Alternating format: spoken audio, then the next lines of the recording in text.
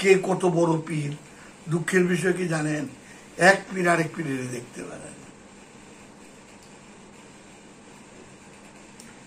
আমি বড় না হইলে ডলার বড়, ডলার বড় না হইলে লাল মিয়া বড়।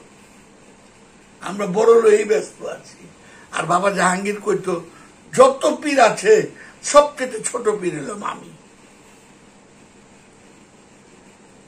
বাবা জাহাঙ্গীরের কথাটা খেয়াল করেন তো, পীর বড় নয়, সত্য পাওয়াই বড়।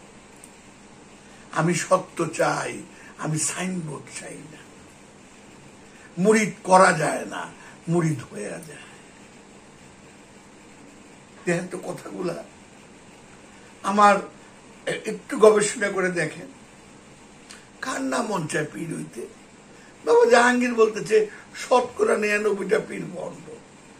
আবার বাবা জাহাঙ্গীর আরেক জায়গায় বলতেছে কই তুমি পীর নাই তো, সব সাইজা বয়ে রয়েছে। বাবার যখন দরবার ঘরে বসতেন তো একজন 7-8টা জ্যাকেট লাগায় আসতেন, বড় বড় চুল, জটা, এই সেই, দেখলে তো মনে হয় বিশাল ব্যাপার। বাবা তো কেউ ছোট করতেন না, বাবা তারে বসাইতেন। তো কিছুদিন পর, এই 1-1.5 মাস পর হঠাৎ বাবা জানতে পারলেন উনি এক মহিলার থেকে 1 লক্ষ টাকা নিচ্ছে। 1 লক্ষ টাকা কেন নিচ্ছে? উনার সংসারে উনার ব্যক্তিগত কিছু ব্যাপার আছে, সেটাকে সে সমাধান করে দিল। এই কথাটা শোনার পরে আমি বাবাকে এত রাগান্বিত হইতে দেখছি, এবং সবাই বাবার সিঁড়িতে নামতেছে, তখন দোতলায় থাকেন বাবা, বলতেছে আমি এই ক্যান্সার দেখতে চাই না, এরা সুফিবাদের ক্যান্সার। আমি বলি এদেরকে সসম্মানে এখান থেকে এখন চলে যা। এতই রাগান্বিত হয়েছে বাবা। ভিতরটা উপলব্ধিই করি না, ভিতরটা উপলব্ধিই করি না।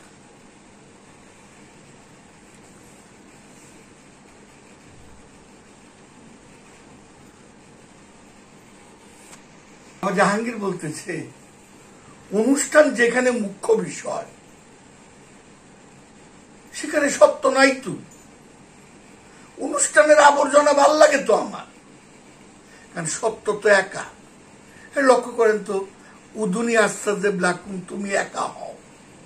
তা আমি তো একাই আছি, তারপরে কে কইল আল্লাহ নাই তুই একা হও? কে কইল নাই তুই একা হও? ঘুম থেকে উঠার পরে এই দুনিয়ার আবর্জনা মাথাতে পাওয়া পর্যন্ত ঢাইকা রাখি। আমি কি দুনিয়ার আবর্জনার কাছে আত্মসমর্পণ করে বসে আছি?